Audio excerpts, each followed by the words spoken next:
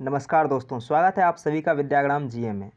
प्यारे दोस्तों, आपने कभी न कभी अपने घर के बड़े बुजुर्गों से ये कहते हुए ज़रूर सुना होगा कि खाना खाते वक्त पानी मत पियो, खाना खाते वक्त बात मत करो और साथ ही साथ आपने ये भी सुना होगा कि खाना को अधिक बार चबा के खाओ।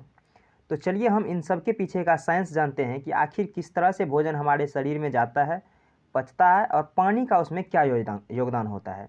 आप सभी ने सुना होगा कहीं न कहीं कि खाना खाते समय पानी पीने से भोजन जहर बन जाता है।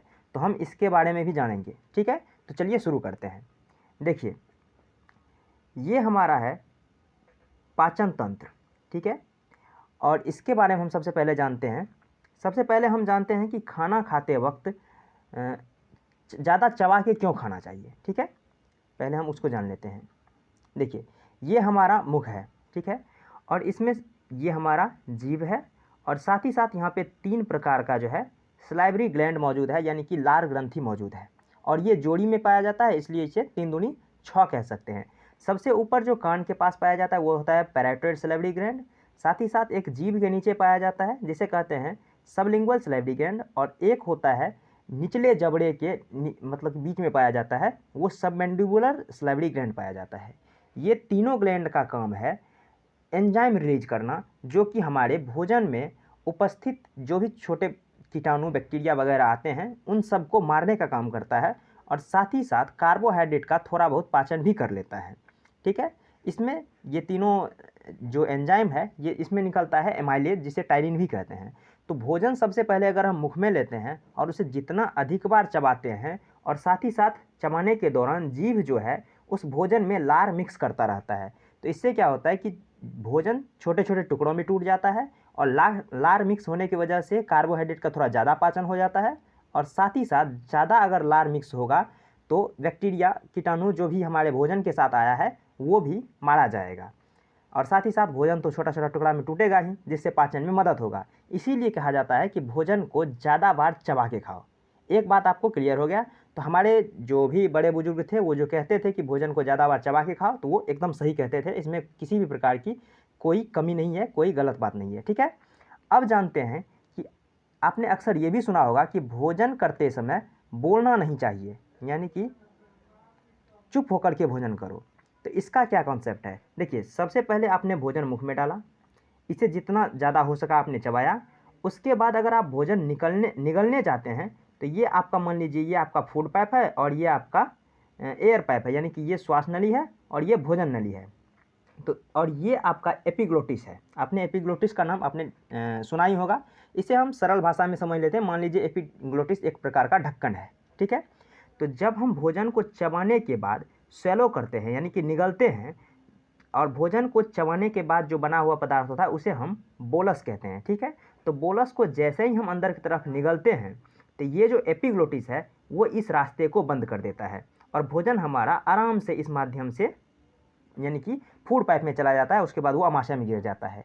लेकिन अगर हम बात करते रहते हैं तो आपने देखा होगा कि बात करते वक्त आप मुख के सामने अगर आप हाथ ले जाएंगे तो आपको मुंह से हवा निकलते हुए आपको महसूस होगा, यानी कि वाष्प निकलते हुए महसूस होगा। यानी कि हमारे श्वास नली से भी जो है हवा बाहर निकलता रहता है अगर हम क्या करते हैं, अगर हम बोलते रहते हैं तो, ठीक है?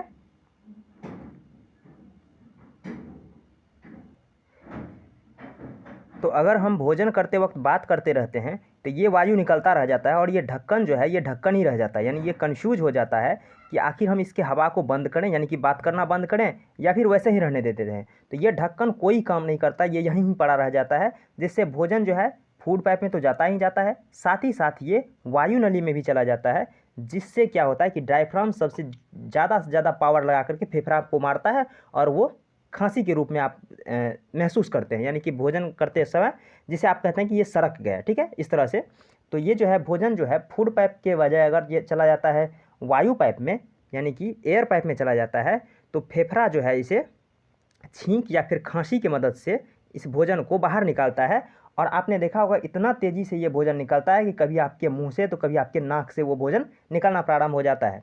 तो इसीलिए कहा जाता है कि खाना खाते वक्त बोलना नहीं चाहिए। तो ये भी एकदम सही बात है कि खाना खाते वक्त बोलना भी नहीं चाहिए, क्योंकि इससे क्या होता है, ये एपिग्लोटिस जो है ये कन्फ्यूज हो जाता है और भोजन जो है फूड पाइप में और एयर पाइप में दोनों में चला जाता है। इसलिए खाना खाते वक्त बोलना भी नहीं चाहिए और साथ ही साथ खाना को ज़्यादा बार चबा के खाना चाहिए। अब सबसे लास्ट सवाल जो कि सबसे कन्फ्यूजन पैदा करता है कि क्या खाना खाते वक्त पानी पीना चाहिए या फिर नहीं।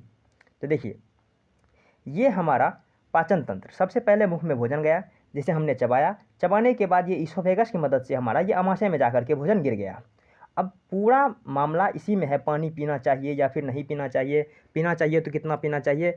इन सब का जो है मेन पर्पस है इसी आमाशय में पाचन करना। उसके बाद आमाशय के बाद जो पाचन होता है छोटी आंत में बड़ी आंत में, इसमें पानी का ये कॉन्सेप्ट नहीं लगता है कि खाना के बाद पानी पीना चाहिए या फिर नहीं।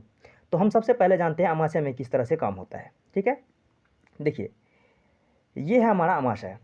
जैसे ही हमने भोजन को निगला यानी बोलस के फॉर्म में, वो आके गिरा आमाशय में, और आमाशय में पाया जाता है HCl यानी हाइड्रोक्लोरिक एसिड। अब HCl कितना पाया जाता है, तो ये 1.5 से 2 लीटर पाया जाता है, और ये पूरे 24 घंटे में हमारे शरीर में बनता है। और अमूमन भोजन तो कम से कम 3 बार कर ही लेते हैं।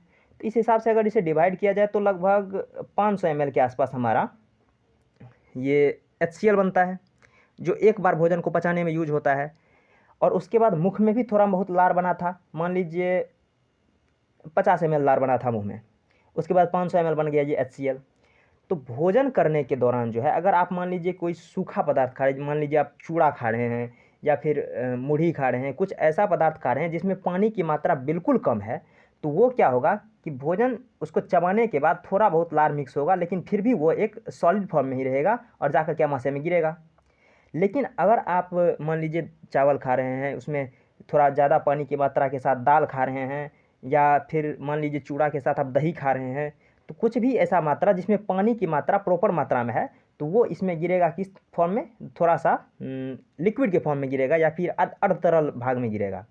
देखिए, भोजन का हमारे आमाशय में अच्छा पाचन कब होगा, जब वो चटनी के फॉर्म में होगा। ठीक है, जब वो चटनी के फॉर्म में होगा तो भोजन ठीक ठाक से पाचन हो जाएगा। तो देखिए, सबसे पहले हमने भोजन अगर इसमें निगला, अगर हमने पानी बिल्कुल ही नहीं पिया और भोजन भी एकदम सूखा सूखा भोजन किया है, तो इससे प्रॉब्लम ये होगा कि यहाँ पे जो चर्निंग मूवमेंट होता है, चर्निंग मूवमेंट यही है कि ये आमाशय जो है थोड़ा बहुत हिलता डुलता रहता है, जिससे कि HCl उसमें मिक्स हो जाए। तो देखिए, HCl इतना भी ज़्यादा मात्रा में नहीं पाया जाता है कि हम जितना अधिक भोजन कर लेते हैं उन सबको डिजॉल्व कर दें। HCl थोड़ा कम पाया जाता है, इस वजह से जो है वो HCl ढंग से मिल नहीं पाएगा अगर हमने सूखा सूखा भोजन किया है। तो हमें चाहिए कि भोजन करते वक्त लगभग 1 कप से 2 कप के आसपास पानी पीना चाहिए। इससे क्या होगा कि वो आमाशय के ये HCl के साथ मिक्स होकर के थोड़ा ज़्यादा मात्रा में पानी बनाएगा और ये भोजन को एक चटनी के फॉर्म में परिवर्तित कर देगा, जिससे कि HCl बढ़िया से मिक्स हो पाएगा। और साथ ही साथ आपको ध्यान रखना है कि अगर आपने खाना खाते वक्त या फिर खाना खाने के जस्ट बाद बहुत ज़्यादा पानी पी लिया, मान लीजिए आपने आधा लीटर 1 लीटर के आसपास पानी पी लिया, इससे होगा क्या, ये जो HCl है जिसका पीएच मान यानी कि ये पीएच मान जो है ये इसका अम्लीयता मान दर्शाता है। तो पीएच मान 1 से मात्र 1.5 के आसपास होता है पीएच।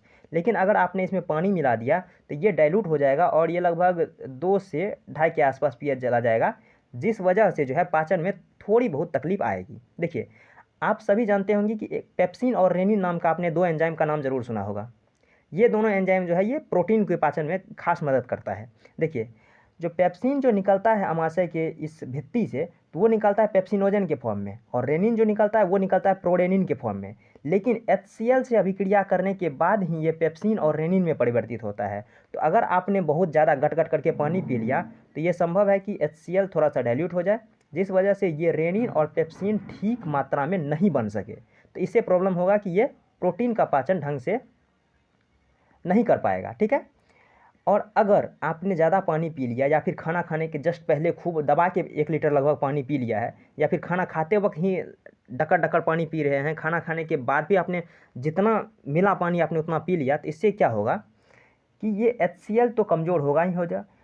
HCl का एक और काम होता है, ये काम होता है कि हमारे भोजन के साथ अगर छोटे कीटाणु बैक्टीरिया अगर आ गया है मुख में बचने के बाद, तो उसे भी ये मार देता है HCl। लेकिन अगर आपने ज़्यादा पानी पी लिया तो ये HCl कमज़ोर हो जाएगा और वो कीटाणु जीवाणु को भी नहीं मार पाएगा, और फिर वो छोटी आंत और बड़ी आंत में चला जाएगा।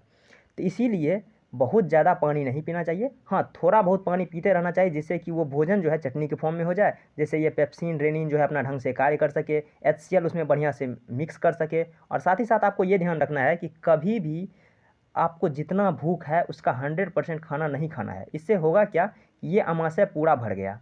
इसके बाद इस पूरा भरने के बाद इस अमाशय को कितना भी हिला डुला लेंगे तो इससे क्या हो जाएगा, कुछ फ़र्क नहीं पड़ने वाला है। अगर आपने खाना मान लीजिए कि 75% तक खाया है, ठीक है, 75% अगर आपने भोजन किया है तो मान लीजिए यहाँ तक है, उसमें थोड़ा सा आपने पानी भी पी लिया।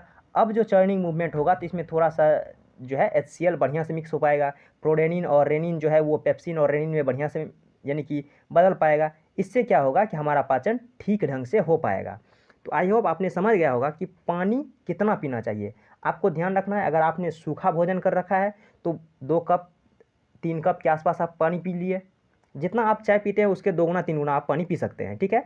और भोजन करने के बाद या फिर भोजन करने के दौरान ही 2 कप 3 कप आप पी लीजिए। लेकिन अगर आप कुछ ऐसा भोजन कर रहे हैं जिसमें पानी की मात्रा भरपूर मात्रा में है तो उसमें पानी पीने की आपकी आवश्यकता नहीं है। क्यों नहीं है? क्योंकि ये HCl कमज़ोर हो जाता है, ये प्रोडेनिन और रेनिन कम मात्रा में बनेगा, जिससे प्रॉब्लम हो सकता है, ठीक है। हाँ, तो ये जो आपने बार बार सुन रखा है कि भोजन करने के बाद क्या भोजन मैंने पानी पीने से जहर बन जाता है, तो ये कुछ नहीं होता है। अगर ऐसा जहर बना होता तो आधे लोग तो निपट लिए होते, ठीक है। हाँ, ये होता है कि पाचन थोड़ा सा कमज़ोर पड़ जाता है। आपने अब ये आप क्वेश्चन कर सकते हैं कि हमारे यहाँ के लोग जो हैं या हम भी जो हैं अभी तक तो इतना खाना खाने के बाद तुरंत तुरंत पानी पीते आए हैं, अभी तक कोई प्रॉब्लम क्यों नहीं हुआ? तो बात ये है कि अपन लोग का इम्यूनिटी थोड़ा स्ट्रॉन्ग है, और जो लोग थोड़े से वृद्ध हो जाते हैं, बुजुर्ग हो जाते हैं, उसका इम्यूनिटी थोड़ा कमज़ोर हो जाता है, तो उसको ज़्यादा इम्पैक्ट करता है। और अपन लोग का यंग एज में है तो ये सब ज़्यादा इम्पैक्ट नहीं करता है, थोड़ा बहुत चलता रहता है, ठीक है। और साथ ही साथ जो किसान हैं, जो हार्ड वर्किंग पर्सन है, उन सबको भी इस सब से ज़्यादा फ़र्क नहीं पड़ता है, क्योंकि उसके शरीर में इम्यूनिटी इतना ज़बरदस्त होता है कि इन सब चीज़ें से उनका ज़्यादा फ़र्क नहीं पड़ता है, ठीक है। तो आई होप आपने समझ गया होगा कि किस तरह से हमारे शरीर में जो है पानी पीने के बाद भोजन काम करता है। तो ये सही है कि भोजन करने के बाद पानी जब बहुत ज़्यादा नहीं पीना चाहिए, लेकिन हाँ, ऐसा भी नहीं है कि बिल्कुल नहीं पीना चाहिए, और किसी भी प्रकार से जहर नहीं बनता है। वही बात है कि अगर आपने पानी पी लिया तो पाचन ठीक से नहीं हो पाएगा, थोड़ी सी प्रॉब्लम हो जाएगी, ठीक है। तो आपने समझ गया होगा, ठीक है। मिलते हैं नेक्स्ट वीडियो में, तब तक के लिए धन्यवाद। जय हिंद।